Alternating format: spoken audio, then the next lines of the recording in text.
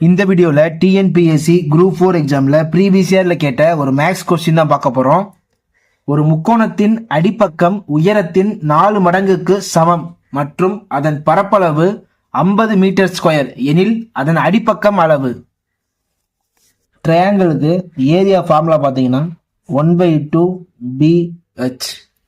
Area கொடுத்துட்டாங்க 15 சொல்லிட்டு base தான் ஃபைண்ட் அவுட் பண்ணணும். ஸோ கொஸ்டினை பாருங்க, ஒரு முக்கோணத்தின் அடிப்பக்கம் உயரத்தின் 4 மடங்குக்கு சமம். அப்ப B is equal to 4H அப்படின்னு எழுதிடலாம். H இங்கே இருக்கு, B 4 இங்க வந்துடுது. ஓகேவா? H is equal to B/4. So H இருக்க வேண்டிய இடத்துல B/4 அப்படின்னு போடுறேன். 50 is equal to இதை மல்டிப்ளை பண்ணிட்டோம்னா 8 into B square. 8 into 50 400 is equal to B square. ஸ்கொயரை ரிமூவ் பண்ண ரெண்டு பக்கமும் என்ன பண்றேன், ரூட் எடுக்கிறேன்.